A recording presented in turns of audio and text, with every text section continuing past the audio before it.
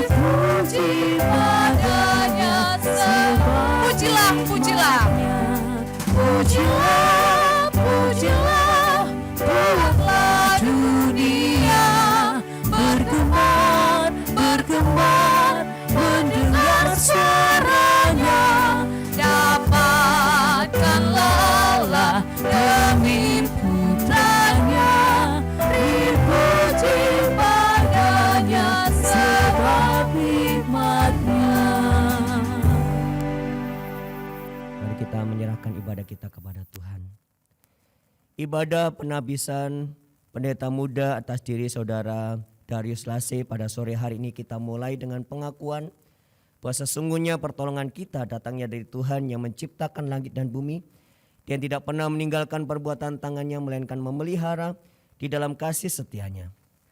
Turunlah kiranya atas kita sekalian kasih karunia dari Allah Bapa dan dari Tuhan kita Yesus Kristus bersama penyertaan kuasa Roh Kudus yang akan menyertai serta memberkati ibadah kita mulai dari awal, pertengahan sampai kepada akhirnya. Amin.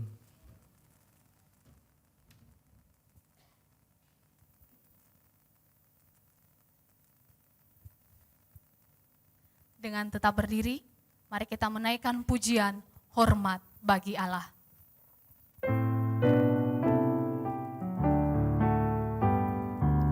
Hormat bagi Allah Bapa, hormat bagi anaknya, hormat bagi Roh penghibur ketiganya yang esa. Haleluya, haleluya, ketiganya yang esa.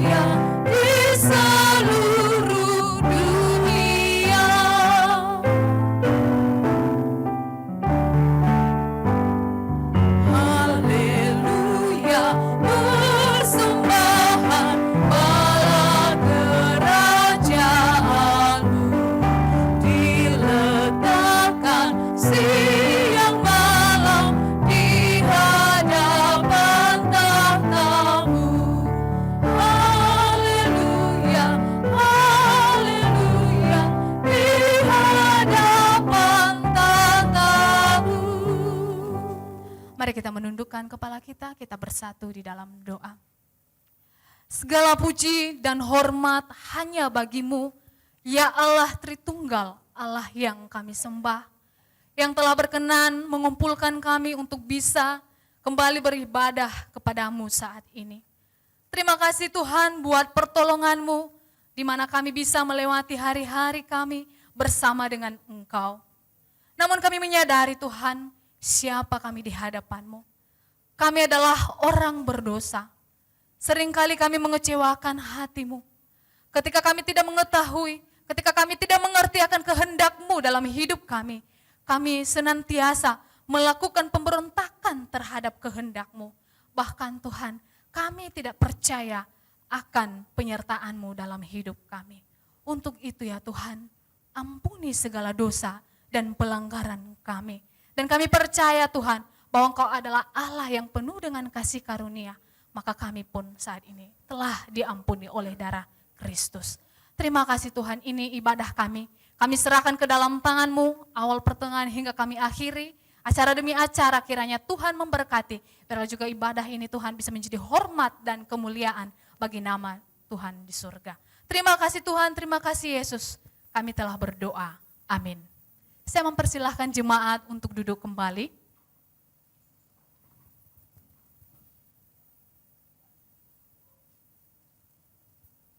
Saat ini kita akan membacakan hukum kasih yang terambil dari Matius pasal 22 ayatnya yang ke-37 sampai dengan ayatnya yang ke-40. Sekali lagi, Matius pasal 22 ayatnya yang ke-37 sampai dengan ayatnya yang ke-40. Begini firman Tuhan. Jawab Yesus kepadanya, kasihilah Tuhan Allahmu dengan segenap hatimu dan dengan segenap jiwamu dan dengan segenap akal budimu. Itulah hukum yang terutama dan yang pertama. Dan hukum yang kedua yang sama dengan itu ialah kasihilah sesamamu manusia seperti dirimu sendiri. Pada kedua hukum inilah tergantung seluruh hukum Taurat dan kitab para nabi. Mari kita merespon akan hukum kasih ini dengan pujian Nafirision 171, nyalakan suluh rahmatnya.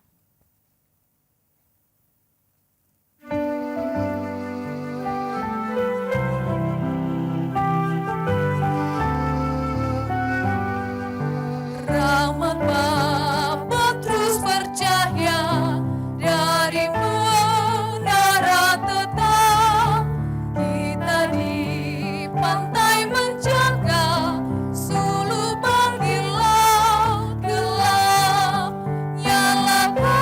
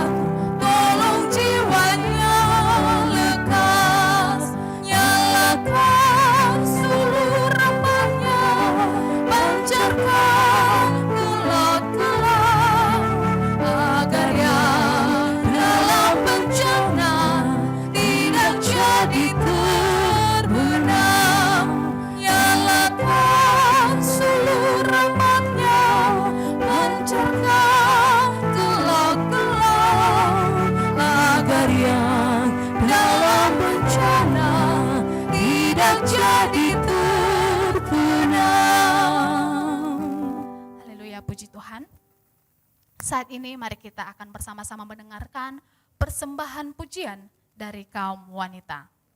Dipersilahkan.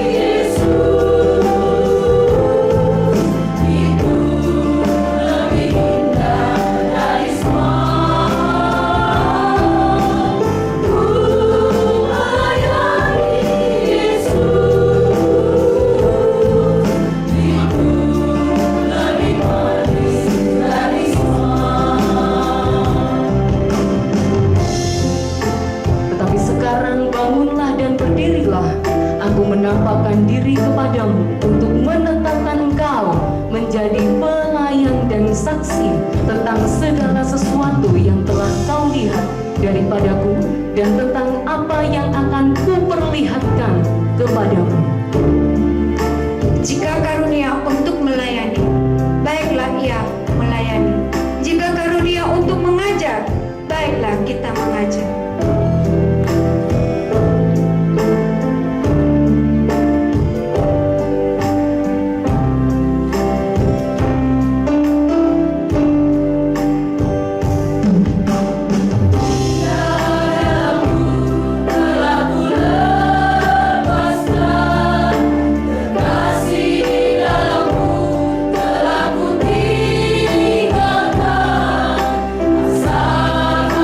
Yesus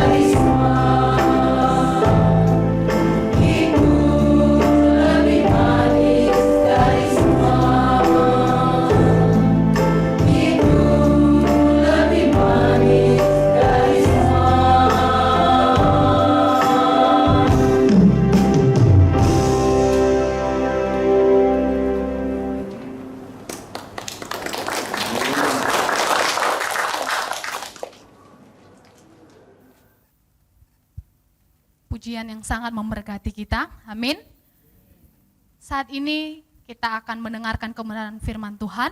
Namun sebelumnya mari kita menaikkan pujian firman-Mu, pelita bagi kakiku.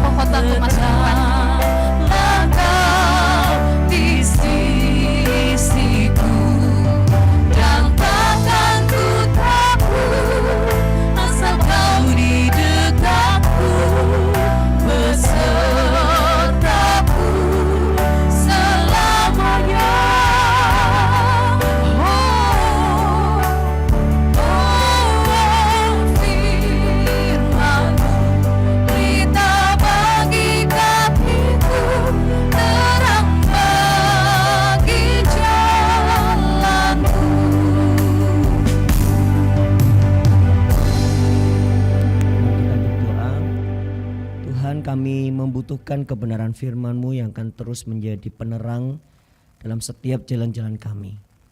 Tanpa kebenaran firman Tuhan kami akan tersesat. Tanpa kebenaran firman-Mu ya Tuhan kami akan jatuh ya Bapa kepada lubang. Dan hal-hal yang tidak baik mungkin akan terjadi dalam kehidupan kami. Oleh karena itu kami memohon saat ini biarlah Engkau sendiri akan berbicara kepada masing-masing kami. Engkau yang akan mengajar kepada kami melalui kebenaran firman-Mu karena kami sungguh membutuhkannya. Kami yakin dan percaya Engkau hadir di antara kami. Engkau bertahta atas setiap pujian penyembahan kami. Dan biarlah kami boleh membuka hati kami, pikiran kami dan telinga kami untuk boleh belajar bersama-sama dari firman Tuhan. Terima kasih ya Tuhan, berbicaralah kepada kami semuanya. Kami siap untuk mendengar dan belajar dari firman-Mu. Di dalam nama Tuhan Yesus kami berdoa. Amin. Silakan duduk Bapak Ibu, saudara yang kasih Tuhan. Di nama Tuhan, Shalom. Ya, senang sekali bisa hadir bersama-sama dengan Bapak Ibu di tempat ini. Izinkan saya memperkenalkan diri. Bapak Ibu, saya Pendeta Kukuh Priyono dari Gereja Isa Al-Masih Kelayatan yang ada di Malang. Di Kemajelisan Daerah 5, Bapak Ibu dipercayakan sebagai Ketua MD5. Dan bersama-sama dengan saya begitu ya, kami hadir dari dalam kepengurusan MD5 ini ada Bapak Pendeta Yakub dari Gereja Isa Al-Masih Lawang selaku Sekretaris Daerah 5. Kemudian ada Bapak Frans, Diaken dari Gereja Isa Al-Masih Darmo. Bapak Ibu yang boleh hadir bersama-sama. Demikian juga ada Bapak Jimmy yang hadir dan beliau sebagai Ketua Bidang PRBK. Dan senang sekali kami boleh bersama-sama ada di tempat ini Bapak Ibu dalam sukacita dalam jemaat tempat ini. Oleh karena hari ini kita akan bersama-sama menyaksikan saudara kita yang terkasih, Saudara Darius Lase begitu ya, yang akan ditabiskan sebagai pendeta muda di Gereja Isa Al-Masih Jemur Sari tempat ini dan akan mendukung pelayanan yang ada sehingga pelayanan ada semakin berkembang, Tuhan semakin memberkati. Amin Bapak Ibu. Puji nama Tuhan. Maafkan saya suara saya seperti ini karena kemarin kami baru dari Magetan begitu ya, dari Plausan, Gereja Isa Al-Masih Plausan, oleh karena ada fellowship kaum pria MD5 Bapak Ibu. Jadi kami bersama-sama beribadah bersukacita begitu ya di sana. Pulang jam 4:30 dari Plausan sampai di rumah jam 12 malam karena tidak lewat tol dan ada beberapa titik begitu ya yang harus tersendat karena karnaval begitu. Dan rupa-rupanya itu mempengaruhi kepada suara sehingga suara saya serak-serak nggak enak seperti sekarang ini gitu ya. Tapi berharap bahwa Bapak Ibu masih bisa mendengarkan dengan baik. Bisa jelas ya Bapak Ibu ya suara saya? Ya, puji Tuhan. Bapak Ibu yang dikasih Tuhan, saya ingin kita merenungkan bersama-sama firman Tuhan pada sore hari ini dengan tema yang sama sebenarnya yang kemarin kami renungkan begitu ya di Gereja Isa Al-Masih Plausan dalam fellowship, yaitu Sang Pejuang begitu. Tetapi saya akan mengambilnya dari sudut pandang yang berbeda dari pengkhotbah kemarin yang menyampaikan begitu ya Bapak Ibu. Saya ingin mengambilnya dari sudut pandang yang lain begitu. Mari kita akan membuka Alkitab kita bersama-sama di dalam Ester pasal yang keempat. Ester pasal yang keempat, ayat yang pertama saja Bapak Ibu, satu ayat saja. Kita akan membaca kepada bagian ini. Ester pasal yang keempat, ayat yang pertama. Sudah mendapatkan? Ya rupa-rupanya sudah ditayangkan di depan juga. Bapak Ibu bisa menyimak di depan kalau Bapak Ibu tidak membawa Alkitab. Mari kita membaca bersama-sama Bapak Ibu dalam hitungan yang ketiga. 2, 3. Setelah Mordekai mengetahui segala yang terjadi itu, ia mengoyakkan pakaiannya, lalu memakai kain kabung dan abu, kemudian keluar berjalan di tengah-tengah kota sambil melolong-longlong dengan nyaring dan pedih. Amin. Bapak Ibu yang dikasihi Tuhan, kalau kita mendengar kata pejuang begitu ya, mungkin yang ada di dalam benak kita adalah pahlawan misalkan gitu ya, atau seseorang yang sedang mengerjakan atau melakukan sesuatu. Bapak Ibu, kalau Bapak Ibu melihat atau menyelidiki begitu ya di dalam Kamus Besar Bahasa Indonesia, Bapak Ibu akan menemukan bahwa definisi dari kata pejuang itu adalah mereka yang berusaha dengan sekuat tenaga terhadap sesuatu, berusaha dengan penuh kesukaran dan bahaya. Yang artinya Bapak Ibu, pada waktu berbicara tentang seorang pejuang atau pada waktu berbicara tentang perjuangan Bapak Ibu, maka kata itu sangat identik dengan yang namanya penderitaan. Kata itu identik dengan yang namanya pergumulan, begitu. Kata itu identik dengan yang namanya permasalahan, dengan yang namanya tekanan atau kesukaran. Jadi pada waktu kita mengatakan dia sedang berjuang, misalkan Bapak Ibu, maka kita tahu bahwa waktu kita menyampaikan itu artinya bahwa seorang yang kita maksudkan sedang ada dalam kondisi yang mungkin sulit dalam kehidupannya. Ada sesuatu yang sedang dihadapi, ada tekanan yang begitu besar. Penderitaan pergumulannya mungkin begitu berat, Bapak Ibu. Sehingga kita mengatakan dia sedang berjuang. Entahkah sedang melawan penyakit misalkan Bapak Ibu. Entahkah sedang bergumul secara ekonomi, begitu ya. Nah, itu adalah kata-kata atau hal-hal yang sangat identik dengan kata pejuang Bapak Ibu atau perjuangan. Bapak Ibu, saya melihat bagian ini sebenarnya pada waktu kita kemarin menggumulkan gitu atau mendengar, mengikuti dalam fellowship kaum pria kemarin, saya melihat bahwa kata ini begitu dekat begitu ya dalam kehidupan kita sehari-hari. Kenapa? Karena memang dalam kenyataan kehidupan kita sehari-hari kita sedang berjuang. Bahkan mungkin ada di antara kita gitu ya Bapak Ibu yang sedang menggumuli dan begitu berat dalam pergumulan kita. Suatu kali saya berbincang-bincang dengan seorang Bapak Ibu, memang bukan pendeta, tapi dia adalah seorang pelayan yang luar biasa. Saya tahu pada waktu dia bercerita bagaimanakah Tuhan memakai dia di dalam konteks pelayanan yang dipercayakan. Gereja yang dahulunya belum ada ibadah kaum muda, karena Tuhan memakai dia dengan luar biasa sehingga ibadah pemuda itu bisa dijalankan, bisa diadakan dan yang hadir cukup banyak Bapak Ibu. Bahkan ada jiwa-jiwa baru yang dimenangkan Bapak Ibu, dimenangkan karena memang sebelumnya belum percaya kepada Tuhan lalu kemudian percaya kepada Tuhan. Nah, ternyata dalam perjalanan kehidupannya Bapak Ibu dikasih Tuhan, suatu kali dia bergumul dengan luar biasa kaitannya dengan pekerjaan. Sampai kepada satu titik Bapak Ibu, dia merasa bahwa Tuhan tidak menjawab dia. Lalu kemudian dia berusaha untuk menghubungi saya, kemudian mengatakan, "Pak, saya hanya ingin bilang kepada Pak Kuku bahwa sejak saat ini," Bapak Ibu bayangkan, sejak saat ini dia mengatakan, "Saya agnostik. Saya tidak lagi percaya sepenuhnya kepada Tuhan." Bayangkan Bapak Ibu, pada waktu kami bertanya gitu kan, kenapa? Karena pergumulan yang begitu berat dan dia merasa bahwa Tuhan tidak menjawab. Dan dia memutuskan dia agnostik. Bukan ateis ya Bapak Ibu ya. Kalau ateis memang tidak percaya kepada Tuhan. Tapi agnostik itu mengatakan bahwa seolah-olah Tuhan tidak ada. Seolah-olah Bapak Ibu, Tuhan tidak ada. Nah, kenapa terjadi? Karena pergumulan yang begitu berat. Nah Bapak Ibu, hal-hal seperti ini sangat mungkin untuk terjadi dalam kehidupan kita. Entahkah kita sebagai pelayan Tuhan, sebagai hamba Tuhan, bahkan sebagai jemaat biasa, katakanlah Bapak Ibu, dalam konteks misalkan kita berumah tangga, dalam konteks kita bekerja sebagai karyawan, akan sangat mungkin bahwa kita mengalami begitu banyak tekanan, penderitaan dalam kehidupan kita. Dan kata menyerah adalah pilihan yang paling gampang. Setuju Bapak Ibu? Berhenti, menyerah itu adalah pilihan yang paling gampang Bapak Ibu. Dari semua opsi yang ada, berhenti, selesai, itu adalah pilihan yang paling gampang. Tapi saya ingin mengatakan kepada kita sekalian pada sore hari ini bahwa bagi sang pejuang Bapak Ibu, tidak akan pernah ada kata menyerah di dalam kamusnya. Setuju Bapak Ibu? Tidak ada pernah kata menyerah di dalam kamus sang pejuang. Yang ada adalah sebuah ketekunan, yang adalah sebuah keuletan, komitmen Bapak Ibu. Semangat yang tidak akan pernah mengatakan untuk berhenti, untuk putus asa, untuk menyerah. Bahkan dalam kamus sang pejuang, maka yang ada adalah satu keinginan untuk terus mengupayakan apa yang bisa dia kerjakan. Yang terbaik yang dia bisa upayakan Bapak Ibu. Nah Bapak Ibu dikasih Tuhan, kita melihat dalam konteks kehidupan Esther. Semuanya saya yakin kita tahu bagaimanakah kisah Esther ini.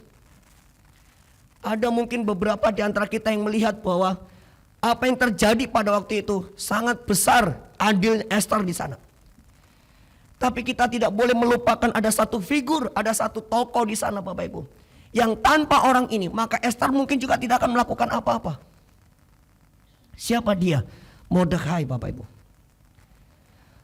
Mordekai lah yang mendengar pertama kali, sebagaimana ayat yang kita baca. Setelah Mordekai mengetahui segala yang terjadi itu, apa yang terjadi itu?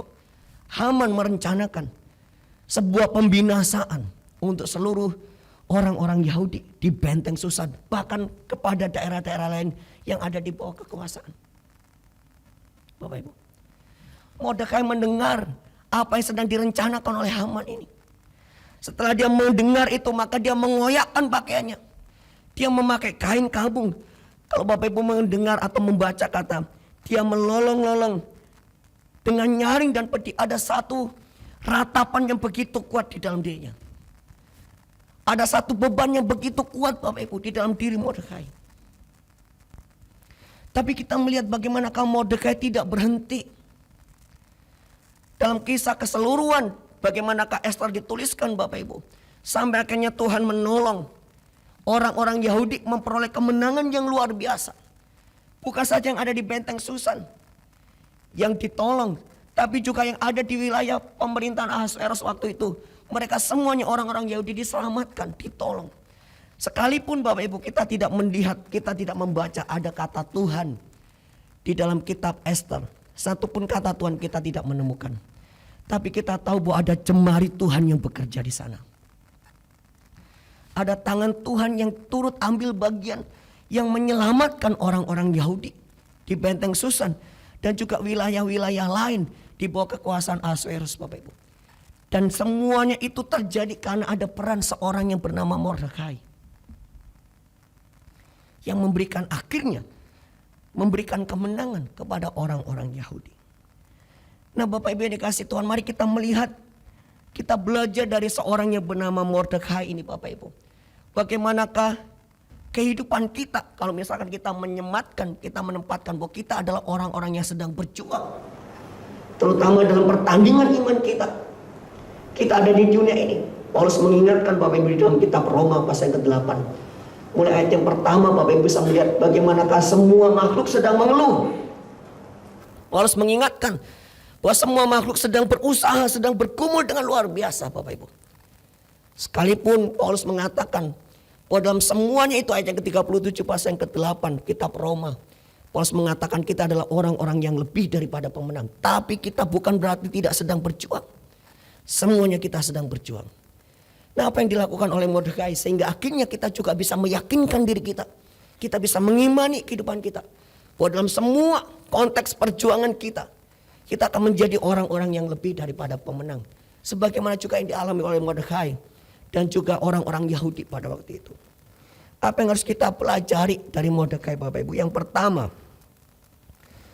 sang pejuang adalah mereka yang memikirkan orang lain lebih dibandingkan dirinya sendiri. Bapak Ibu bisa melihat bagaimanakah Mordekai ini Bapak Ibu, dia tidak berpikir tentang dirinya saja. Tapi dia berpikir tentang orang lain. Dia berpikir untuk seluruh orang-orang Yahudi pada waktu itu. Apakah dia bisa saja untuk menyelamatkan dirinya Bapak Ibu? Bisa saja. Hal itu bisa saja terjadi. Tapi pada waktu dia berbincang-bincang dengan Ester Bapak Ibu, dia sedang tidak berbicara tentang dirinya. Dia sedang berbicara tentang semua orang-orang Yahudi yang ada pada waktu itu.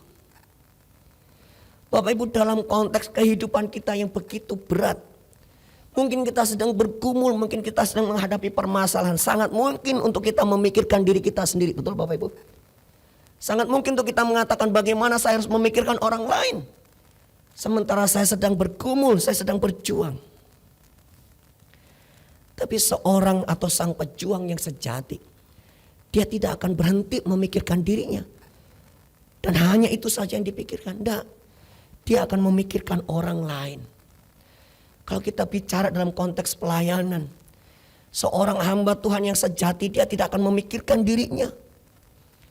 Dia tidak akan berhenti untuk memikirkan hanya dirinya saja, kesenangannya dia, kebahagiaannya dia, katakanlah. Tapi dia akan memikirkan jemaat yang dilayaninya. Setuju Bapak Ibu? Dia akan memikirkan jemaat yang dilayaninya. Bahkan saya yakin kita semuanya sependapat dalam konteks pelayanan. Banyak sekali orang-orang yang akhirnya menghargai hamba Tuhan. Akhirnya menghargai pelayan. Kenapa? Karena mereka melihat bagaimanakah seorang hamba Tuhan, bahkan waktu dia sedang sakit katakanlah, dia tidak pedulikan sakitnya. Tapi dia datang kepada jemaat yang sedang membutuhkan pertolongan. Bapak Ibu, kalau misalkan kita bicara dalam konteks pelayanan, hamba Tuhan yang seperti inilah yang diharapkan. Hamba Tuhan yang seperti Mordekai, sang pejuang sejati yang tidak memikirkan dirinya sendiri, tapi memikirkan orang lain. Saya sangat yakin bahwa semuanya Bapak Ibu di tempat ini pun setuju begitu ya.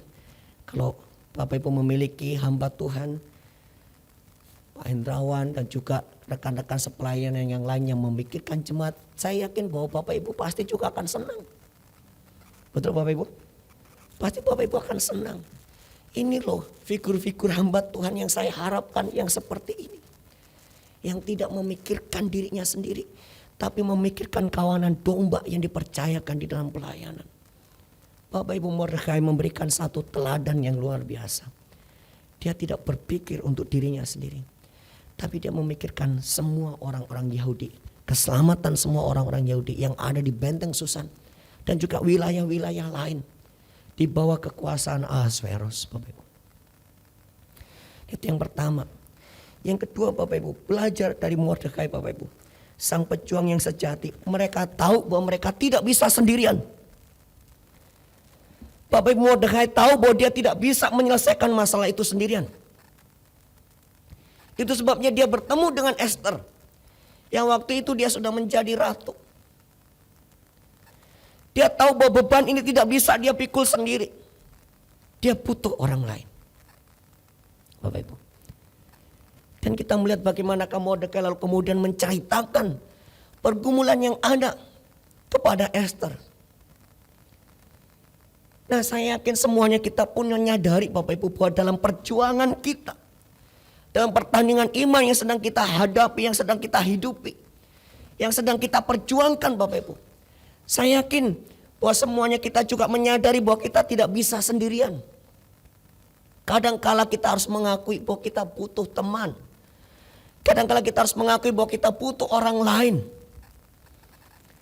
Kita butuh orang-orang yang bisa kita bagikan pergumulan kita. Dalam hal ini Mordekai menceritakan pergumulannya kepada Esther. Bapak Ibu. Bapak Ibu bisa melihat dalam kisah, dalam teks ini, ayat yang pertama sampai dengan ayat yang ke-17. Ada momen memang Esther mengatakan saya tidak berdaya. Seolah-olah Bapak Ibu dengan bahasa saya begitu ya. Saya tidak mampu, saya tidak bisa. Kalau saya datang menjumpai sang raja tanpa dipanggil, maka saya bisa melayang juga nyawa saya. Bapak Ibu bisa melihat apa kata-kata Mordekai. Esther, kalaupun toh engkau tidak melakukan apa-apa, jangan dikira bahwa tidak akan ada pertolongan buat orang-orang Yahudi, kata Mordekai. Kalaupun engkau tidak mau melakukan sesuatu apapun, maka tetap akan ada pertolongan untuk orang-orang Yahudi. Bapak Ibu perhatikan, Mordekai memiliki satu keyakinan yang luar biasa. Betul dia butuh orang lain. Dan Tuhan akan menyediakan orang-orang yang dipakai oleh Tuhan untuk bisa mengerjakan apa yang Tuhan inginkan bagi keselamatan orang-orang Yahudi yang ada di benteng Susan dan tempat-tempat lain yang ada di wilayah kekuasaan Ahasveros, Bapak Ibu. Nah, kita melihat dalam kehidupan kita sebagai hamba Tuhan, sebagai jemaat, dalam perjuangan kita mengiringi Tuhan, kita tahu ada momen-momen kita harus merendahkan diri kita dan menyadari dan mengatakan, saya butuh orang lain. Saya butuh orang yang bisa berbagi beban. Di atas semuanya saya butuh Tuhan. Amin Bapak Ibu. Saya butuh Tuhan. Tidak ada orang yang sukses sendirian Bapak Ibu. Saya meyakini itu. Tidak ada orang yang terus kemudian ada di puncak tanpa melibatkan orang lain, tanpa ada bantuan orang lain. Gak ada. Setiap orang yang berhasil pasti ada orang-orang lain yang mendukung di dalam keberhasilannya. Bapak Ibu. Paling tidak kalau misalkan kita bicara dalam konteks rumah tangga, keluarga misalkan. Seorang suami yang berhasil pasti ada perannya istri di sana. Gak mungkin tidak. Kalaupun toh misalkan istri mungkin tidak kelihatan apa yang dilakukan, tapi paling tidak ada istri yang mendukung di dalam doa.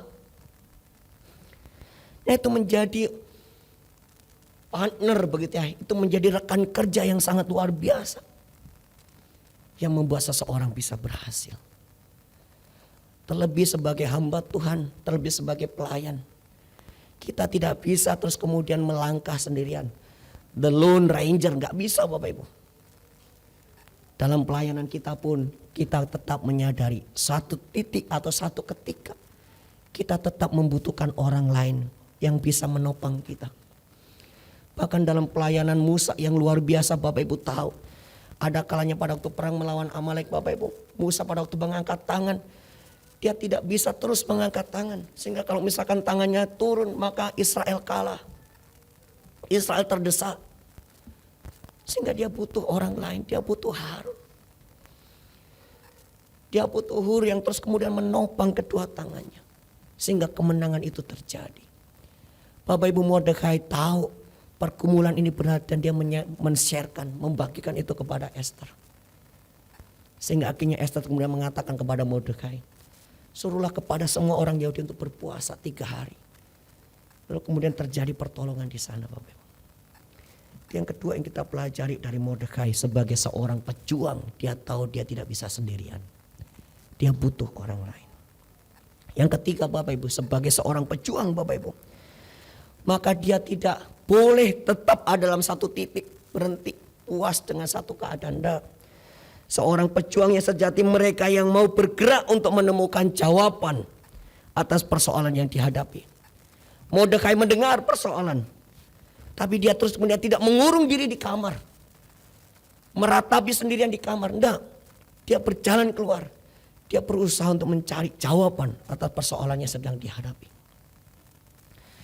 Bapak Ibu yang dikasih Tuhan, kalau Bapak Ibu pernah membaca atau pernah mendengar kata adversity quotient begitu ya. Salah satu kecerdasan yang juga perlu dimiliki oleh seseorang. Terkait dengan persoalan, terkait dengan masalah. Adversity quotient itu adalah kecerdasan seseorang menghadapi masalah.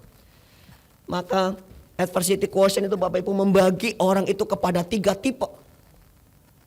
Tipe yang pertama adalah tipe quitters. Yang tidak mau menghadapi masalah. Begitu tahu ada masalah di depan dia memilih untuk mundur. Itu quitters. Seperti tadi yang saya mengatakan Bapak Ibu. Yang paling mungkin adalah memilih berhenti. Itu adalah jalan yang paling enak, paling nyaman, paling baik. Tapi itu adalah tipe quitters yang bagi kebanyakan orang Bapak Ibu disebut sebagai tipe pecundang. Yang kedua adalah tipe campers Bapak Ibu. Orang yang senang ada di satu titik dan puas dengan titik itu. Tidak mau berusaha lebih lagi dalam kehidupannya. Kalau Bapak Ibu melihat seorang yang sedang naik gunung. Maka orang yang tipe ini, tipe campers gitu ya Bapak Ibu. Mereka yang senang ada di tengah lalu kemudian mendirikan kemah. Kemudian menikmati apa yang ada. Tapi tidak mau terus kemudian melanjutkan sampai ke puncak. Nah tipe yang ketiga adalah tipe climbers.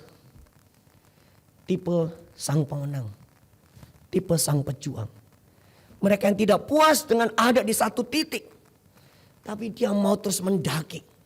Dia mau terus berusaha naik sampai ada di atas. Bapak Ibu. Sampai melihat keindahan yang ada. Bapak Ibu yang kasih Tuhan, seorang pejuangnya sejati.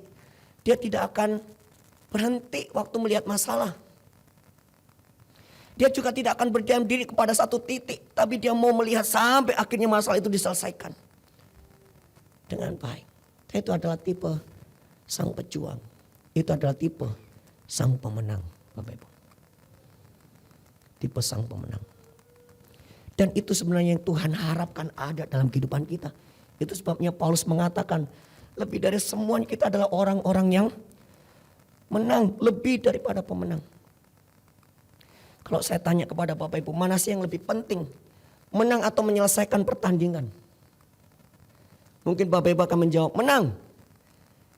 Kalau ibaratnya kehidupan kita adalah pertandingan iman, Bapak Ibu. Maka sebenarnya Tuhan sudah memberikan kemenangan itu kepada kita. Maka yang penting adalah menyelesaikan pertandingan itu dengan baik. Tidak berhenti, tapi terus berjuang. Sampai kapan? Sampai kita sudah selesai. Sampai Tuhan memanggil kita dan mengatakan, sabaslah hai hambaku yang baik dan setia. Itulah goal kita, itu tujuan kita.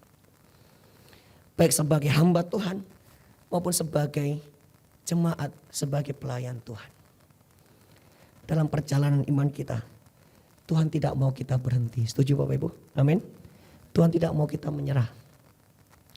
Bagi kita para pejuang-pejuang iman, menyerah bukanlah satu pilihan. Menyerah seharusnya tidak ada dalam kamus kita. Kenapa? Karena kita tahu Tuhan yang menopang kita. Tuhan yang menolong kita, Tuhan yang memimpin kita. Tuhan yang menyertai setiap kita. Bapak yang kasih Tuhan. Yang Tuhan mau adalah kita bergerak. Kita melangkah. Kenapa? Karena pasti ada pertolongan daripada Tuhan. Kalau Bapak Ibu membaca 1 Korintus 10 ayat yang ke-13. Pencobaan-pencobaan yang kamu alami adalah pencobaan biasa. Yang tidak melebihi kekuatan manusia. Kenapa? Karena saat engkau dicobai Tuhan sudah memberikan jalan keluar. Sudah diberikan jalan keluar. Yang Tuhan mau adalah kita berdiri. Melangkah dan melihat jalan keluar. Yang Tuhan sediakan kepada kita. Bukan berhenti. Bukan berhenti. Bapak Ibu, saya ingin mengakhiri renungan ini kita dengan mengatakan bagi saudara Lase, saudara Darius Lase, bagi kita semuanya hamba Tuhan, bagi kita semuanya jemaat Bapak Ibu. Sangat mungkin kita menghadapi masalah, sangat mungkin kita menghadapi persoalan, sangat mungkin kita menghadapi tantangan kehidupan yang berat. Sangat mungkin itu terjadi dalam kehidupan kita. Tetapi sekali lagi, menyerah bukanlah satu pilihan buat kita. Amin Bapak Ibu. Karena Tuhan mau kita terus melangkah. Tuhan mau kita terus mendaki. Tuhan mau kita terus mengatasi setiap persoalan, pergumulan yang kita hadapi. Tangan kita mungkin lemah. Kaki kita mungkin mulai goyah. Tapi hati kita tidak boleh menjadi lelah Bapak Ibu. Hati kita, jiwa kita harus tetap bersemangat. Harus tetap menyala-nyala. Harus tetap berkobar-kobar untuk kita melayani Tuhan. Untuk terus melangkah mengiringi Tuhan. Sampai kapan? Sampai akhir kehidupan kita. Tadi kaum wanita menyanyikan lagu yang seharusnya itu menjadi pengingat buat kita. Tidak ada lebih indah melayani Yesus. Walaupun susah jalannya. Kenapa? Karena yang indah itu biasanya harus dilewati melalui lembah air mata. Bapak Ibu melihat pemandangan yang indah biasanya tidak didapat dengan cara yang mudah. Pemandangan yang indah biasanya harus ada usaha untuk melewati rintangan-rintangan yang ada. Dan itu kita bisa melihat bahwa di penghujung persoalan pergumulan yang kita hadapi, kemuliaan Tuhan sajalah yang akan Tuhan nyatakan dalam kehidupan kita. Amin Bapak Ibu. Jangan pernah menyerah. Jangan pernah berhenti. Saudara Darius, semuanya kita, waktu kita menghadapi pergumulan permasalahan, jangan pernah menyerah, jangan pernah berhenti. Tetap melangkah, pandang kepada Tuhan, pasti akan ada pertolongan yang Tuhan sediakan. Dan dalam kehidupan kita, kita akan menjadi sang pejuang-pejuang Allah yang terus mempermuliakan Dia melewati setiap persoalan, pergumulan yang Tuhan izinkan kita hadapi. Mari kita berdoa. Haleluya Yesus. Tuhan, kami bersyukur kepadamu. Karena dalam pertandingan iman kami, dalam perjuangan iman kami tahu bahwa kami tidak sendirian. Ada Tuhan yang berjalan bersama-sama dengan kami. Ada Tuhan yang menopang kami. Bahkan saat kami menjadi lelah, saat kami menjadi lemah, maka Tuhan yang akan terus menggendong kami ya Bapa. Tuhan tidak mau kami berhenti. Tuhan mau kami terus melangkah. Sampai Engkau datang menjemput kami ya Tuhan. Dan Kau mengatakan kepada kami, sabaslah hai hambaku yang baik dan setia. Dan biarlah itu menjadi bagian dalam kehidupan kami. Kami akan terus melangkah ya Tuhan.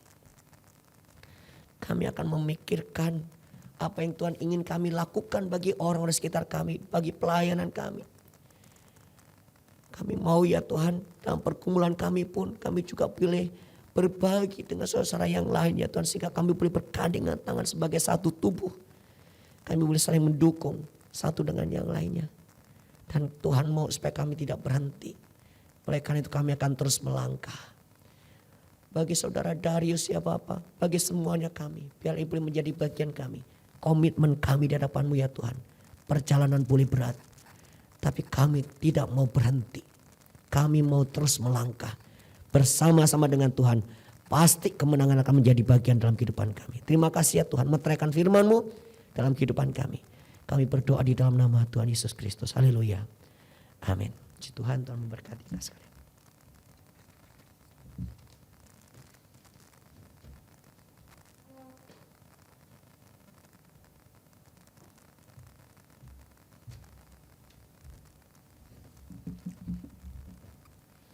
Bapak Ibu sekalian, saya Pendeta Jakob dari Gereja Isa Al-Masih Lawang. Saya adalah sekretaris dari MD 5 yang akan memimpin seluruh jalannya pentahbisan sore hari ini. Nah, Ibu Bapak sekalian, saudara-saudaraku, juga untuk Saudara Darius Lase, puji Tuhan, hormat bagi Tuhan Yesus Kristus Sang Kepala Gereja. Setelah kita berdoa dan menjalani proses bersama-sama, maka pada hari ini Tuhan berkenan memberikan seorang pendeta muda di lingkup Sinode Gereja Isa Al-Masih yang akan ditahbiskan dan ditugaskan untuk melengkapi pelayanan di Gereja Isa Al-Masih Jemur Sari. Seorang pendeta muda bertugas untuk melengkapi jemaat bagi pembangunan tubuh Kristus. Mereka memberitakan firman Tuhan dan menjadi saksi Tuhan. Mereka menjadi teladan iman, berbagi suka dan duka dengan jemaat, menguduskan diri dan memberdayakan jemaat, menghibur yang susah dan sakit, menguatkan yang lemah, mencari yang terhilang dan tersesat, tekun berdoa dan berkarya dalam menantikan penggenapan kerajaan Allah. Oleh sebab itu, saudaraku yang dikasihi Tuhan, agar pentahbisan ini sungguh-sungguh memiliki legitimasi yang kuat bagi yang akan ditahbis juga bagi seluruh jemaat Tuhan, maka saya mengundang perwakilan dari jemaat Tuhan, dalam hal ini adalah majelis gereja, untuk menyatakan janjinya. Saya undang untuk maju ke depan. Iya. Boleh di tengah, Pak? Iya. Menghadap saya terlebih dahulu. Baik. Ya. Majelis jemaat, apakah saudara mengakui bahwa Tuhan Yesus Kristus telah memanggil Saudara Darius Lase, sarjana teologi, untuk ditahbiskan sebagai pendeta muda yang akan melengkapi pelayanan di Gereja Isa Al-Masih Jemaat Jemur Sari? Apakah jawab saudara? Ya, kami bersedia. Iya. Maka atas semua itu, saya persilahkan untuk majelis menyampaikan janjinya di hadapan Tuhan. Silakan. Janji jemaat. A. Atas nama jemaat, kami mendukung Saudara Darius Lase untuk ditahbiskan menjadi pendeta muda di lingkungan Sinode Gereja Isa Al-Masih. B. Atas nama jemaat, kami berjanji dengan tulus ikhlas untuk mendukung dan membantu Saudara Darius Lase dalam melaksanakan tugas pelayanan di Gereja Isa Al-Masih Jemaat Jemur Sari, Surabaya. Terima kasih untuk majelis jemaat yang memberikan dukungan yang luar biasa. Puji Tuhan. Boleh kembali duduk. Maka dengan ini, saudara-saudara yang dikasihi oleh Kristus, saya memanggil calon pendeta muda beserta dengan istrinya untuk boleh maju ke depan. Iya, silakan.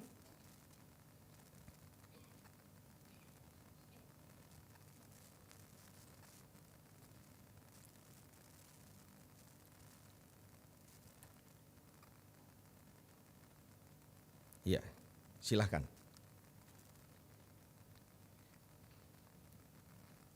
Iya, bangkit berdiri. Kepada Saudara Darius Lasi Sarjana Teologi, supaya nyata bahwa saudara dengan sepenuh hati bersedia mentaati panggilan Tuhan ini, maka kami persilahkan saudara untuk menjawab pertanyaan ini di hadapan Tuhan dan di hadapan jemaatnya. Pertanyaannya sebagai berikut, sudah dihafalin ya pastinya.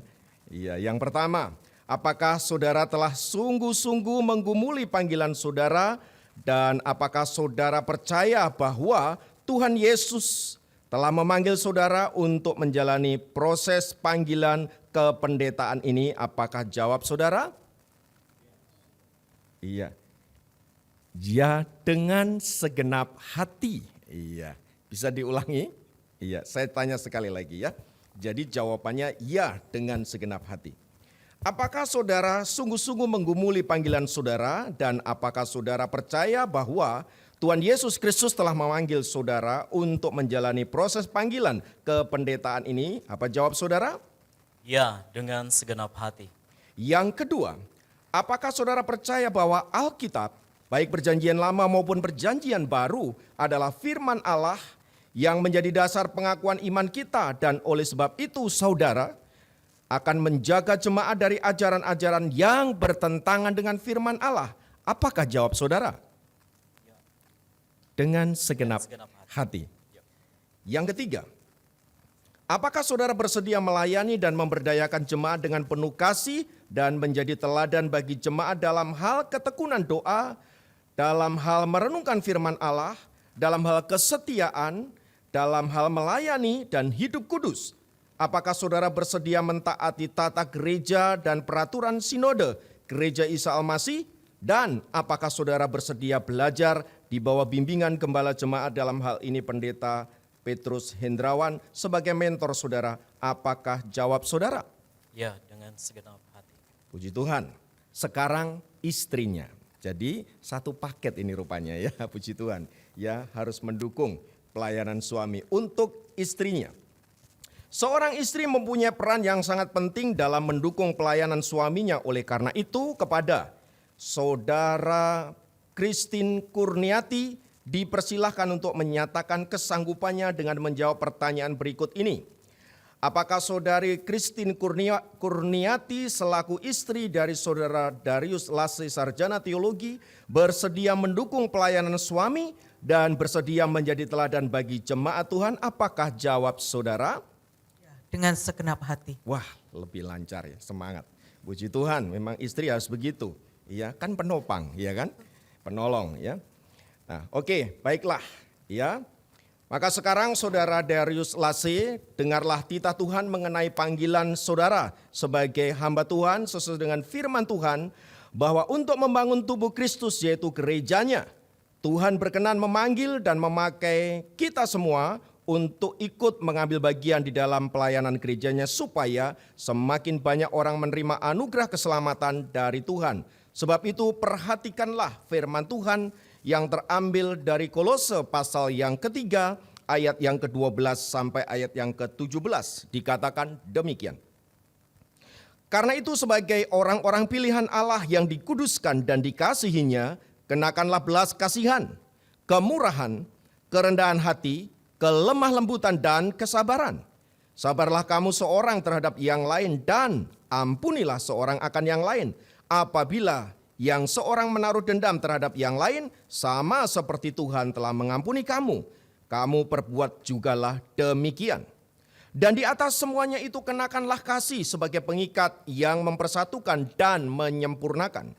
Hendaklah damai Kristus memerintah dalam hatimu, karena untuk itulah kamu telah dipanggil menjadi satu tubuh. Dan bersyukurlah. Hendaklah perkataan Kristus diam dalam segala kekayaannya di antara kamu, sehingga kamu dengan segala hikmat mengajar dan menegur seorang akan yang lain, dan sambil menyanyikan mazmur dan puji-pujian dan nyanyian rohani, kamu mengucap syukur kepada Allah di dalam hatimu. Dan segala sesuatu yang kamu lakukan dengan perkataan atau perbuatan, lakukanlah semuanya itu dalam nama Tuhan Yesus Kristus sambil mengucap syukur oleh Dia kepada Allah Bapa kita. Puji Tuhan.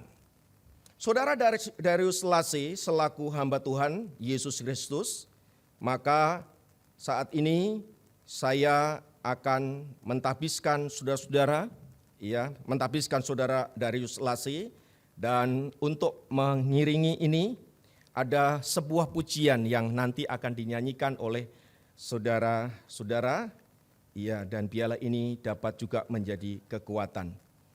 Kepada saudara Darius Lase, nanti bersama dengan istri, boleh maju ke depan, mungkin tidak usah ada kursinya, nanti bisa menghalangi, kursinya bisa diambil saja.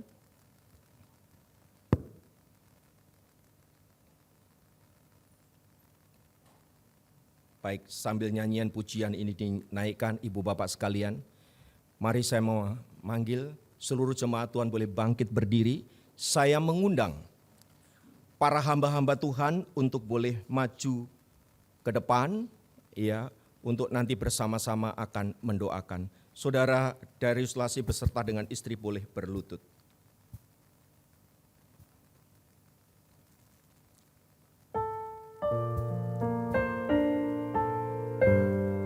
Mari saya mengundang para hamba-hamba Tuhan untuk maju ke depan. Di sekitar daripada hambanya, kita akan doakan bersama-sama. Yesus, aku berjanji menjadi hamba. Biarlah pujian ini meneguhkan, menguatkan, dan mengingatkan secara khusus saudara Darius Lase yang telah dipanggil untuk menjadi pendeta muda. Maka dari itu saudara yang dikasihi Kristus, mari kita menghampiri Tuhan, menyerahkan saudara kita ini ke dalam tangan kasih-Nya. Tiada ku sesat, Yesus kepadaku, beritahu kehendakku, kalau menjadi gambar, nyalakan hatiku, anugerahkan kuasa-Mu, ku bawa berperang, dan melawan godaan, aku pasti menang. Tuhan sudah berjanji, semua yang setia, kalau kekal bisa-Mu, ikut masuk surga. Dan aku pun berjanji padamu mengabdi, kiranya Tuhan yang akan berkati, Tuhan saja yang akan memakai engkau. Diberkatilah engkau, dikuatkanlah engkau, di dalam nama Tuhan Yesus Kristus. Haleluya. Amin. Tuhan memberkati. Saya persilakan para hamba-hamba Tuhan untuk boleh duduk kembali. Kepada kedua hamba Tuhan boleh bangkit berdiri.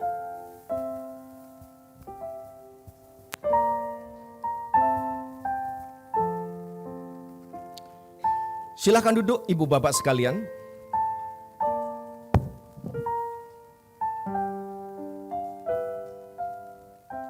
Kepada saudara Darius Lase, setelah saudara ditahbiskan sebagai pendeta muda, maka saudara sudah resmi menjadi pejabat gerejawi di lingkup sinode Gereja Isa Al-Masih. Boleh berikan tepuk tangan yang luar biasa.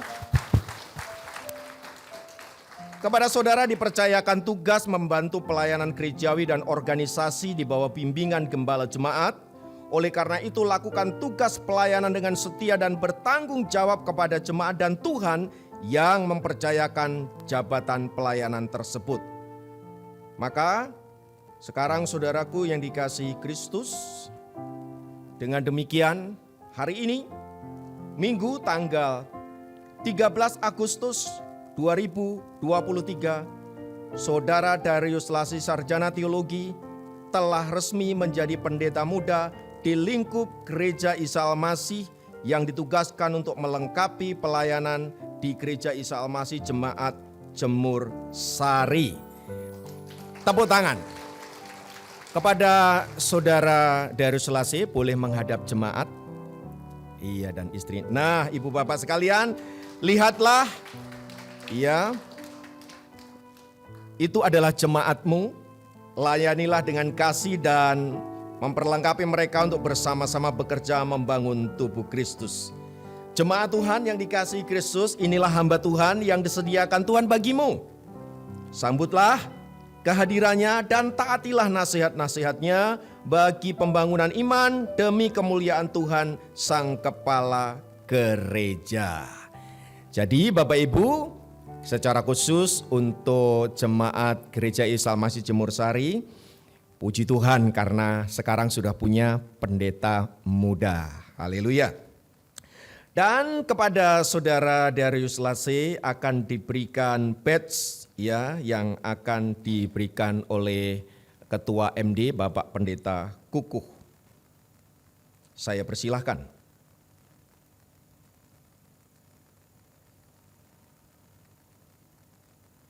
Ya, setelah itu badge-nya dulu Pak. Iya, silahkan. Iya. Penyematan badge.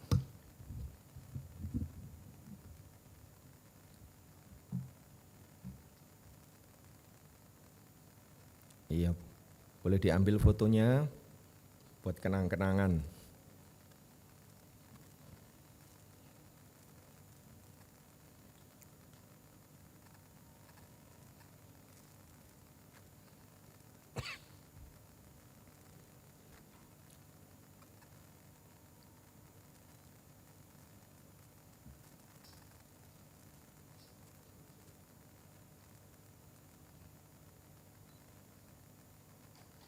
Iya, terima kasih. Sekarang dilanjutkan untuk penandatanganan piagam dari majelis daerah dan didampingi oleh majelis jemaat. Monggo, silakan penandatanganan piagam.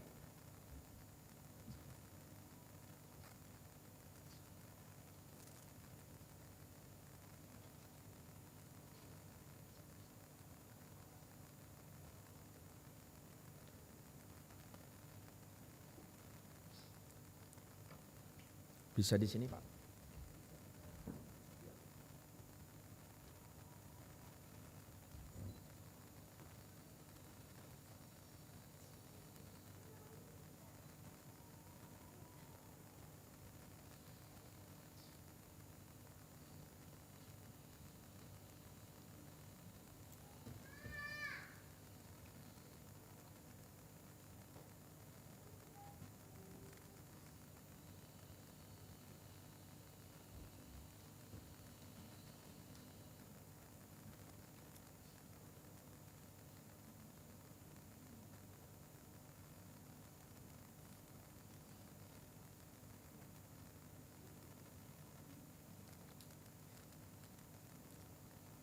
Iya, penandatangannya telah selesai. Kepada yang bersangkutan akan diberikan piagam. Kepada majelis dulu Pak, nanti dari majelis jemaat memberikan kepada Bapak Pendeta Muda yang baru. Iya, monggo berdua, majelisnya berdua memberikan piagamnya kepada Pendeta Muda yang baru. Bisa di depan supaya bisa diambil fotonya. Iya. Inilah piagam atau sertifikat, ya. Dengan demikian secara resmi sah menjadi pendeta Gereja Isa Al-Masih Jemaat Jemur Sari. Selamat kepada Bapak Pendeta Muda Darius Lase, ya. Iya. Difoto dulu. Iya.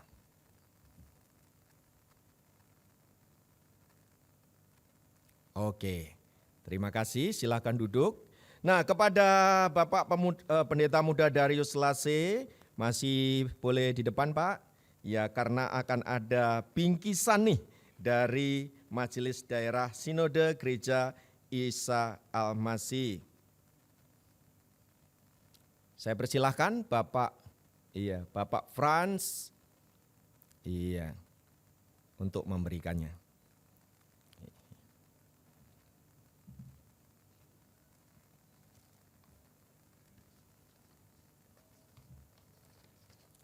Iya, terima kasih.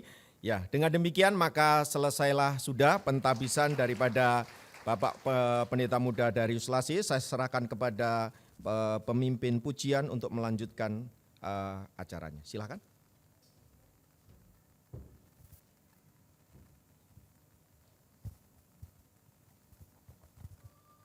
Penabisan telah selesai. Saat ini kita akan mendengarkan khotbah sulung dari Bapak Pendeta Muda Darius Lasei. Namun sebelumnya mari kita mendengarkan persembahan pujian dari Mazmur Bakti.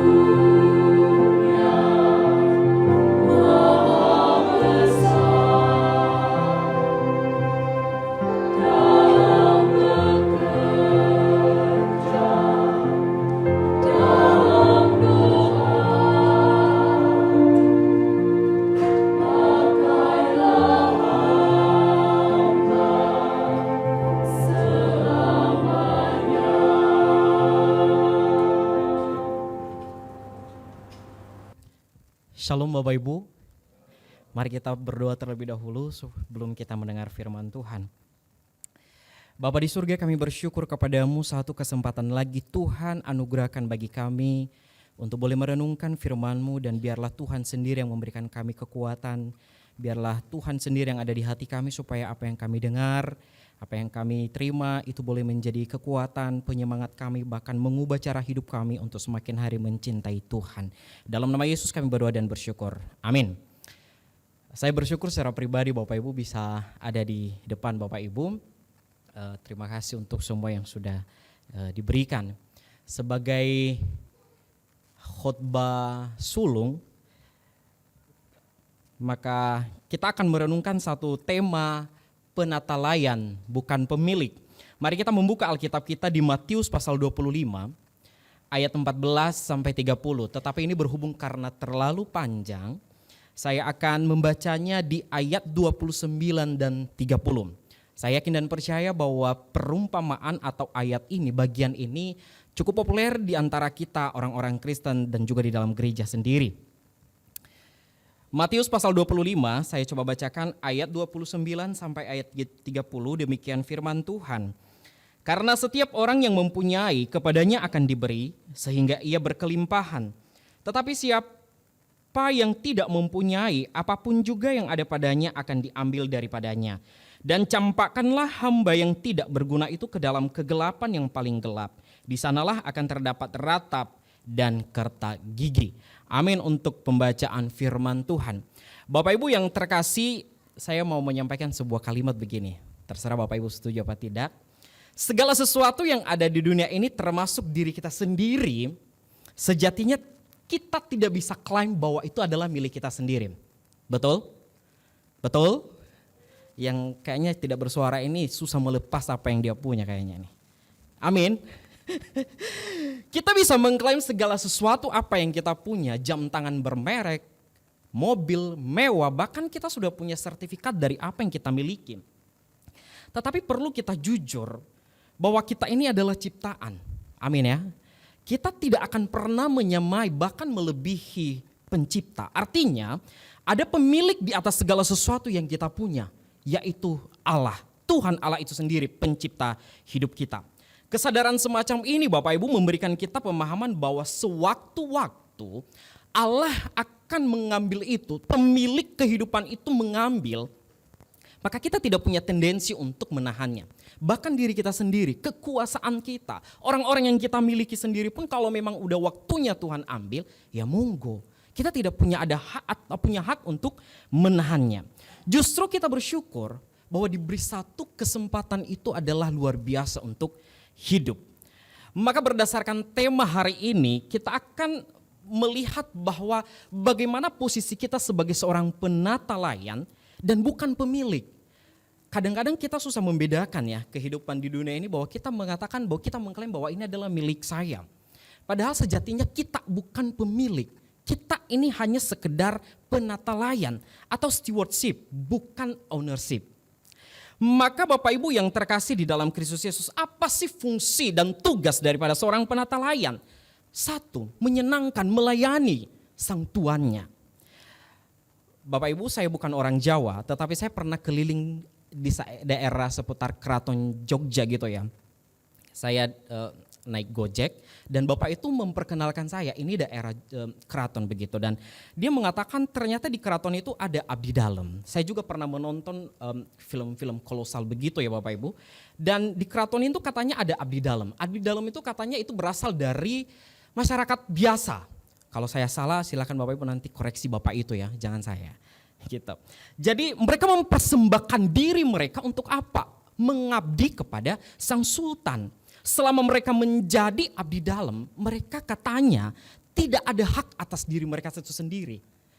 Yang berkuasa adalah memerintah mereka adalah sang sultan itu sendiri. Bapak Ibu, saya mencoba mengkaitkan hal ini juga berkaitan dengan tema kita dan juga teks kita hari ini. Bagi Bapak Ibu yang belum mengerti atau lupa, saya mencoba menjelaskan atau menceritakan secara singkat daripada ayat kita ini. Ada seorang bos, Bapak Ibu, ada seorang bos, dia mempunyai hamba-hambanya. Bosnya ini akan pergi ke luar negeri, lalu dia memanggil hamba-hambanya. Ada yang pertama, yang kedua dan yang ketiga, 3 orang. Yang pertama dia memberikan talenta 5, yang kedua dia memberikan 2, dan yang satu dia memberikan 1. Maka Bapak Ibu yang terkasih, coba kita perhatikan. 1 dan 2 langsung segera bereaksi untuk apa? Untuk berkarya menghasilkan sesuatu untuk tuannya. Mereka melipat gandakan harta daripada Tuhan. Tetapi yang 1 tidak. Justru dia memilih untuk menyembunyikan. Dan waktu itu Alkitab berkata bahwa dia menguburkan talenta itu. Maka pada saat tuannya itu kembali, tuannya itu pun menuntut sebuah pertanggungjawaban kepada ketiga hambanya itu. Lalu datanglah ketiga hambanya itu. Coba kita perhatikan Bapak Ibu, hamba yang pertama dan hamba yang kedua, mereka berkata bahwa hasil yang sudah kami lakukan ini. Tetapi coba perhatikan hamba yang satu tidak mengakui atau tidak memberikan sebuah pertanggungjawaban di hadapan sang tuan. Tetapi justru menuduh sang tuan itu sebagai tuan yang kejam dan keras. Kita melihat respon daripada sang tuan Bapak Ibu. Di ayat 21 nanti kita akan melihat di sana. Kata sang Tuhan begini, baik sekali perbuatanmu itu hai hambaku yang baik dan setia. Engkau telah setia dalam perkara kecil, aku akan memberikan kepadamu tanggung jawab dalam perkara yang besar. Masuklah dan turutlah dalam kebahagiaan Tuanmu. Dan sungguh kontras antara respon daripada Tuhan kepada hamba yang ketiga. Kata daripada Tuhan kepada hamba yang ketiga, dia berkata, hai kamu hamba yang jahat dan malas. Perhatikan bagian ayat 30 bagian terakhir. Dia berkata ada sebuah ancaman di sana, dikatakan, dan campakkanlah hamba yang tidak berguna itu ke dalam kegelapan yang paling gelap. Di sanalah akan terdapat ratap dan kertak gigi. Bapak Ibu yang terkasih, ada seorang uskup di gereja Anglikan di abad ke-9 di Liverpool, namanya John Charles Ryle. Dia mengatakan bahwa perumpamaan ini hampir sama dengan perumpamaan sebelumnya, yaitu perempuan, gadis-gadis bijaksana dan gadis-gadis bodoh. Keduanya ini mengarahkan baik perumpamaan tentang gadis-gadis bijaksana dan bodoh dan juga perumpamaan talenta ini mengarahkan ke satu arah, yaitu tentang penantian, tentang kedatangan Kristus yang kedua. Perumpamaan tentang gadis-gadis ini berbicara tentang waspada, berjaga-jaga, harus berjaga-jaga karena kita tidak tahu kapan mempelai itu akan datang. Sedangkan talenta ini merujuk kepada tentang ketekunan dan tidak bersikap pasif di dalam masa-masa penantian itu. Jadi gereja diberikan sebuah tugas, bukan hanya gereja secara gedung, tetapi kita juga orang-orangnya di bagian gadis-gadis ini dipanggil untuk apa? Untuk berjaga-jaga. Sementara di talenta ini memanggil gereja kita orang-orang percaya untuk tetap bekerja dan tidak pasif selama masa penantian itu. Maka di dalam teks firman Tuhan ini Bapak Ibu ada 3 poin yang perlu saya sampaikan dan yang perlu kita renungkan. Yang pertama, kita ini adalah miliknya. Amin ya. Mari kita perhatikan ayat 14. Saya lebih fokus nanti di ayat 14b. Sebab hal kerajaan surga sama seperti seorang yang mau bepergian ke luar negeri, yang memanggil hamba-hambanya dan mempercayakan hartanya kepada mereka. Saya fokus di katanya yang memanggil hamba-hambanya. Hamba-hambanya di sana, di beberapa versi Alkitab, mungkin Bapak Ibu bisa buka nanti di versi bahasa Inggris. Ada yang di beberapa versi umum, mereka menerjemahkan akan hal ini adalah his servant atau pelayannya. Tetapi di dalam King James Version dan American Standard Version di sana lebih jelas ya menurut saya. Ada kata hamba-hambanya itu diartikan sebagai his own servant. Artinya bahwa merujuk kepada kepemilikan. Tuan ini punya hamba dan bukan hanya sekedar punya. Tetapi hamba-hamba ini adalah milik daripada Tuhan. Artinya bahwa hamba-hamba ini tidak ada sama sekali tendensi dalam diri atau berkuasa atas dirinya 100%. Tetapi dia sadar bahwa yang berkuasa atas hidupnya adalah tuannya itu sendiri. Tanggung jawab hamba adalah untuk apa? Menyenangkan hati sang tuan, melayani tuannya. Maka secara refleksinya secara pribadi bagi kita juga ini adalah hamba-hamba daripada Kristus. Kita ini adalah milik daripada Kristus. Sejatinya kita tidak punya hak secara permanen atas diri kita sendiri mengatur jalan kita sendiri, tidak. Tetapi ada Allah, ada Kristus yang menjadi Tuhan atas hidup kita. Kita yang adalah kepunyaan Kristus bukan hanya terbatas pada tubuh saja. Mungkin kita berkata bahwa karena saya adalah milik Kristus, maka milik Kristus adalah cuma tubuh saya saja. Tidak. Tetapi mencakup segala sesuatu yang ada di dalam lingkup hidup kita. Makanya tadi saya sudah memulai dari awal bahwa segala sesuatu yang ada di dalam dunia ini, bahkan diri kita sendiri, kita tidak bisa mengklaim bahwa itu adalah milik mutlak daripada diri kita. Tidak, itu adalah milik Allah itu sendiri. Maka tugas kita adalah layanilah dia, melayani sang Tuhan kita. Ketika kita masih sehat Bapak Ibu, mari kita melayani Tuhan dan sesama. Ketika kita dititipkan banyak berkat, maka mari kita menjadi perpanjangan tangan Tuhan untuk melihat ladang-ladang Tuhan yang membutuhkan. Itu yang pertama. Kemudian yang kedua, dari poin kedua yang saya berikan adalah Tuhan atau Tuhan mengenal hamba-hambanya. Kita perhatikan ayat 14, masih di ayat 14. Lanjutan daripada ayat 14b tadi. Yang memanggil hamba-hambanya, ada satu kata di sana, dan mempercayakan hartanya kepada mereka. Bapak Ibu perhatikannya, masakan sih ada Tuhan memberikan hartanya, mempercayakan hartanya kepada hamba-hambanya. Di dalam konteks zaman itu, kalau kita berpikir tentang seorang hamba, tugasnya apa sih? Pekerjaan itu pekerja kasar, suruhan sana sini. Kalau diberikan sebuah harta untuk hamba, saya pikir itu tidak masuk logika. Dan duit yang diberikan itu bukan duit yang kecil, sangat besar sekali. Katanya waktu itu menurut beberapa penafsir katanya begini, 1 talenta itu ukurannya 6.000 dinar. Untuk pekerjaan satu orang waktu satu orang buruh, 1 dinar 1 hari. Berarti bisa dibilang 1 talenta, orang bisa mendapatkan 1 talenta itu selama 20 tahun. Coba kita bayangkan, masakan sih ada seorang tuan yang kaya raya mempercayakan hambanya untuk harta-hartanya itu loh Bapak Ibu. Tetapi di dalam perumpamaan ini, sang tuan mempercayakan hartanya kepada hambanya karena apa? Karena dia mengenal hamba-hambanya. Tuhan mempercayakan hartanya kepada hamba-hambanya berdasarkan apa? Kemampuan masing-masing. Makanya ada yang 5, ada yang 2, dan ada yang 1. Sekarang kita juga ini adalah hamba-hamba Tuhan Bapak Ibu. Hamba-hamba Tuhan itu tidak terbatas, kalau menurut saya tidak terbatas hanya sekedar jabatan ya. Tetapi kita dipanggil dimanapun kita berada, baik jemaat, kita adalah juga hamba daripada Tuhan. Dia mengenal kita dari kedalaman hati kita, pasti dia mengenal kita. Tuhan tidak hanya berhenti di dalam dia mengenal kita, tetapi dia juga mempercayakan kita menjadi alatnya di dunia ini. Amin ya. Dimanapun kita berada, kita adalah perpanjangan tangan Tuhan. Untuk apa? Menjangkau mereka yang belum mengenal Kristus. Lalu bagaimana respon kita? Apapun yang Tuhan percayakan bagi kita, di marketplace kita dimanapun kita berada, kita dipanggil untuk apa? Jadilah saksi Tuhan di sana.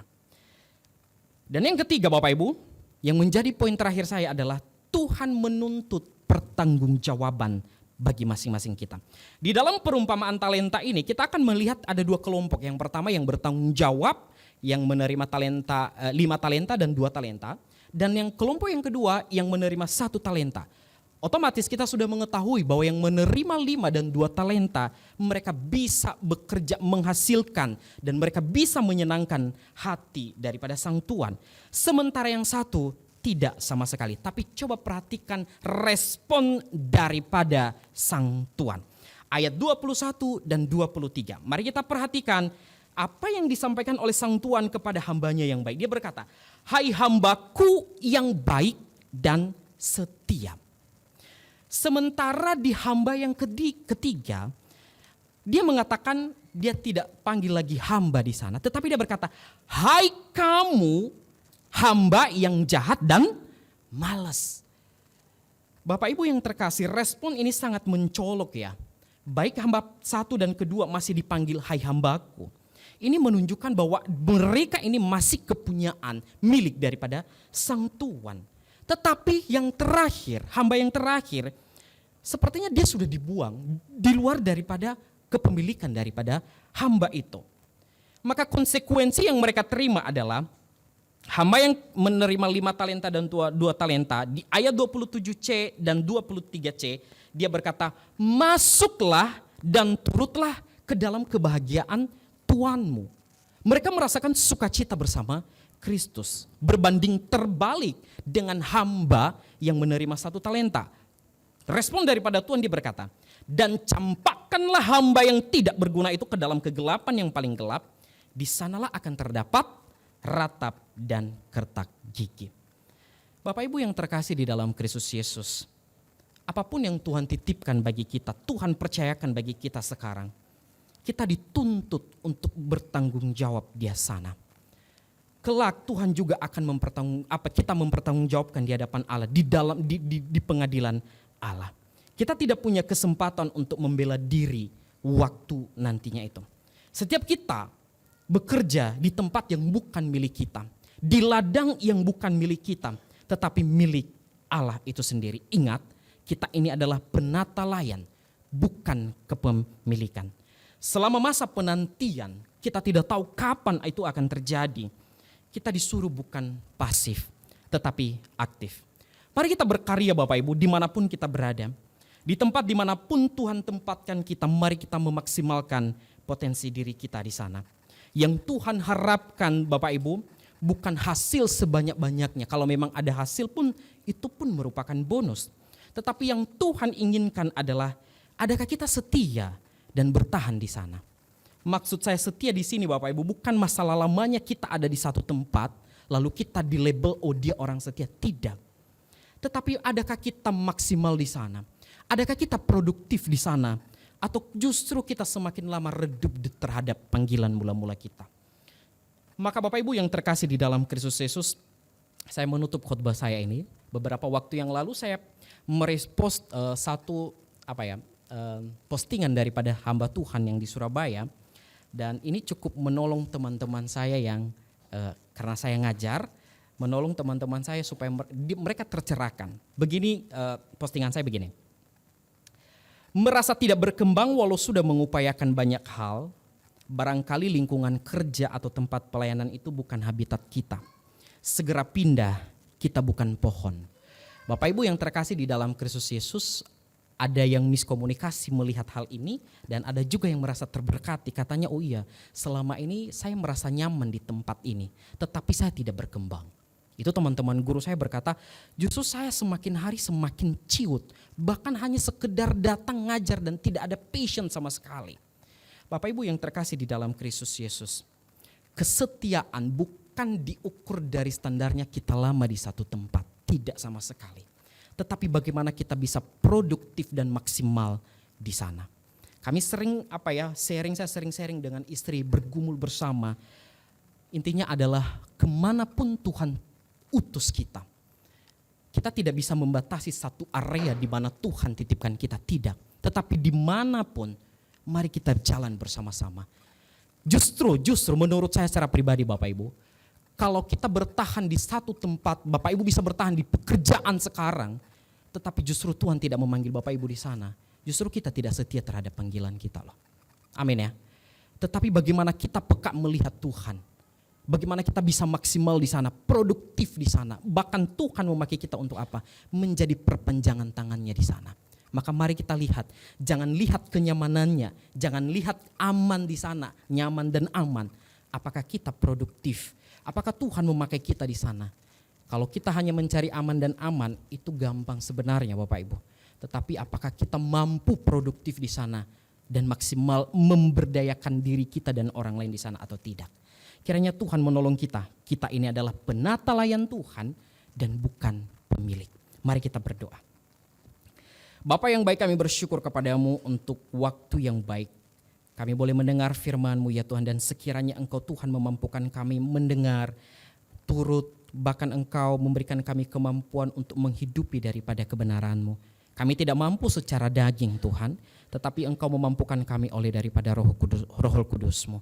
Terima kasih Tuhan, kami meriahkan hidup kami, hati kami, Engkau terus menuntun dan menolong kami. Hanya di dalam nama Yesus kami berdoa dan bersyukur. Amin.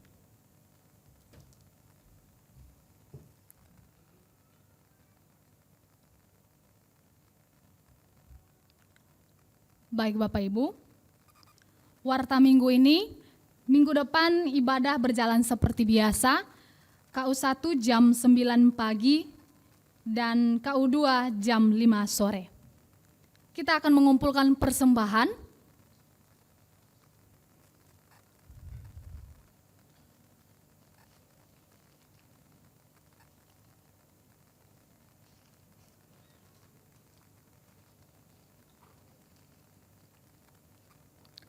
Sebelum kita mengumpulkan persembahan, mari kita bersatu di dalam doa. Bapa dalam surga, sungguh kami berterima kasih atas semua berkat yang telah kami terima. Engkau telah memberkati hidup kami, pekerjaan kami, pelayanan kami, sekolah kami, dan apapun yang telah kami kerjakan. Maka Tuhan, saat ini kami akan memberikan persembahan kami sebagai ucapan syukur di hadapan-Mu. Kiranya juga Tuhan memberkati persembahan ini, biarlah juga persembahan ini bisa digunakan, dikelola dengan baik sehingga bisa menjadi kemuliaan bagi nama Tuhan di surga. Terima kasih Tuhan, terima kasih Yesus. Ini doa kami serahkan ke dalam tangan-Mu. Amin. Sambil mengumpulkan persembahan, mari kita menaikkan pujian, bawa persembahan-Mu.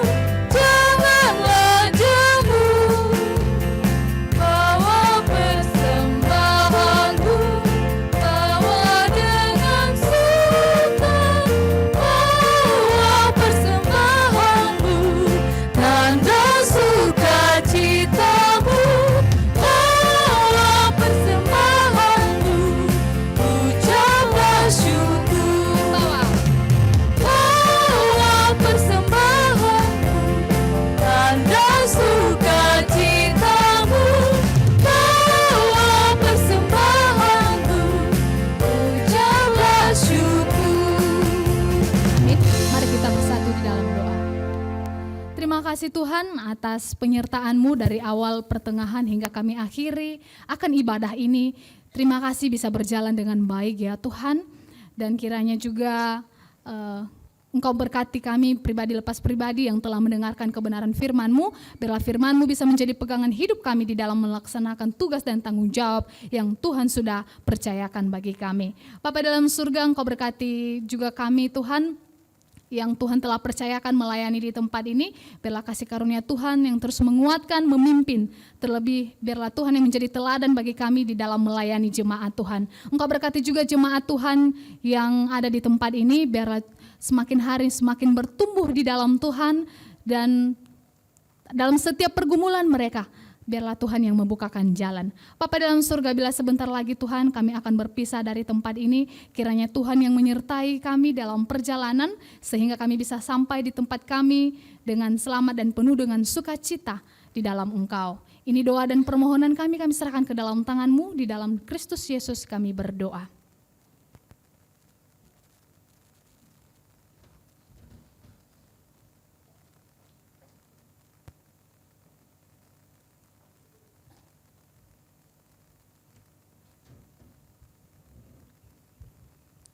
Arahkan pandanganmu kepada Tuhan. Tuhan memberkati engkau. Tuhan melindungi engkau. Tuhan menyinari engkau dengan wajah-Nya dan memberikan kepadamu kasih karunia. Tuhan menghadapkan wajah-Nya kepadamu, memberikan damai sejahtera. Sekarang pulanglah di dalam damai sejahtera dari Allah Bapa, di dalam kasih karunia dari Yesus Kristus, dan di dalam persekutuan dengan Roh Kudus, menyertai saudara semua, mulai saat ini sampai Yesus datang kembali.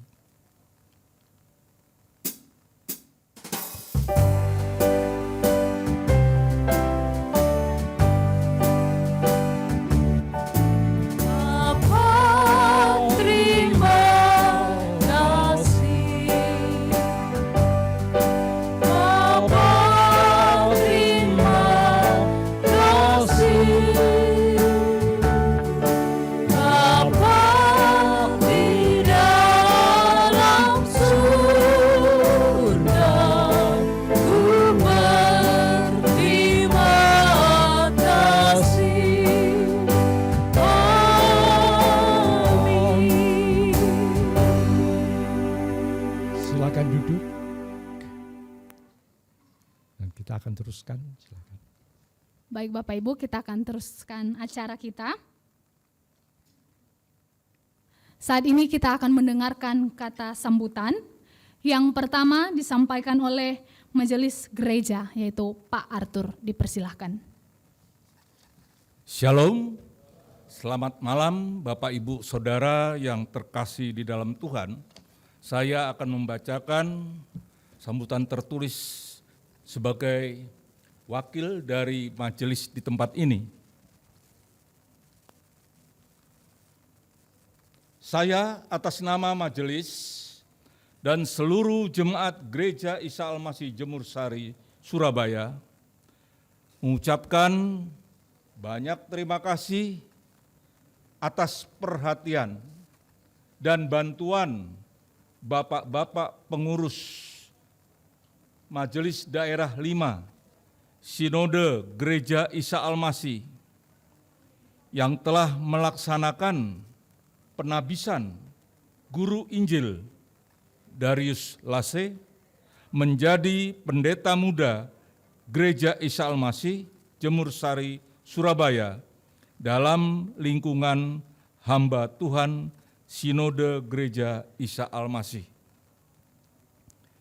Tuhan Yesus memberkati pelayanan Bapak-Bapak pengurus Majelis Daerah 5 Sinode Gereja Isa Al-Masih dan kita seluruh jemaat Gereja Isa Al-Masih Jemur Sari, Surabaya bersyukur kepada Tuhan Yesus yang telah menempatkan pendeta muda Darius Lase melayani jemaat di tempat ini. Kami jemaat bersedia mendukung pelayanan pendeta muda Darius Lase dengan sepenuh hati. Kepada pendeta muda Darius Lase, ini adalah permulaan langkah saudara melayani jemaat dengan jabatan pendeta muda. Layanilah jemaat Tuhan dengan hati yang tulus, penuh hormat, rendah hati, rajin, setia dengan tidak memandang bulu. Semua jemaat perlu dilayani dengan hati gembira dan sukacita. Karena jemaat adalah domba-domba Allah yang perlu dilayani dengan sabar, tekun, dan penuh perhatian. Jangan ada domba-domba yang ditelantarkan, meskipun domba itu nakal, bandel, cerewet, mau menang sendiri, sulit diatur, karena saudara adalah gembala yang dipilih oleh Tuhan untuk memelihara domba-domba yang seperti itu. Tuhan memberikan hikmat, akal budi, kesabaran, keteguhan, kekuatan di dalam melayani, mendoakan, menangisi di dalam urapan Roh Kudus saudara, dimampukan oleh Allah Bapa di dalam Yesus Kristus. Selamat melayani, Tuhan memberkati. Amin. Saya kira itu yang dapat kami sampaikan kepada Bapak dan Ibu, utamanya kepada Bapak Pendeta Muda Darius Lase. Kiranya Tuhan memberkati pelayanan Bapak. Terima kasih. Baik, selanjutnya kita akan mendengarkan kata sambutan dari Ketua Majelis Daerah. Dipersilahkan. Ya, Bapak Ibu sekalian, yang pertama saya ingin menyampaikan selamat kepada Bapak Pendeta Muda Darius Lase dan istri, selamat ya melayani di ladang yang Tuhan sudah berikan. Juga selamat kepada seluruh anggota jemaat karena Anda semua telah memiliki pendeta muda yang baru.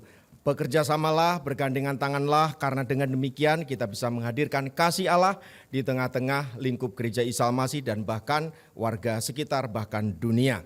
Saya sedianya ingin menyampaikan kata sambutan persis sama seperti yang disampaikan oleh Bapak Aziz, ya betul ya Pak Aziz. Karena sudah disampaikan oleh Bapak Diaken Aziz, saya tidak perlu lagi menyampaikannya ya. Jadi intinya saya ingin mengucapkan selamat untuk Bapak Ibu sekalian, juga untuk Bapak Pendeta Muda Darius Lase. Selamat melayani Tuhan, Tuhan Yesus memberkati. Saat ini kita masuk pada acara selanjutnya, biasanya ini acara yang kita tunggu-tunggu. Ramah Tamah. Namun sebelum acara ini saya minta dengan kasih Bapak Penatua Jul bisa membawa kita dalam doa. Mari Bapak Ibu Saudara kita berdoa sebelum kita masuk dalam acara selanjutnya. Tuhan Allah Bapa kami yang di surga, kami kembali kepadamu mengucap syukur terima kasih. Engkau hari ini sudah hadir di tengah-tengah kami, memberkati kami semuanya. Semuanya berlangsung dengan lancar dan baik. Untuk ini Tuhan kami sebentar lagi akan menyantap hidangan yang sudah dipersiapkan oleh anak-anak-Mu. Terlebih dahulu Tuhan Engkau menguduskan makanan ini supaya layak untuk kami makan Tuhan. Terima kasih Tuhan memelihara kami semuanya. Engkau memberkati anak-anak-Mu Tuhan yang sudah menyediakan makanan ini. Terima kasih ya Tuhan, di dalam nama Tuhan Yesus kami berdoa dan mengucap syukur. Amin.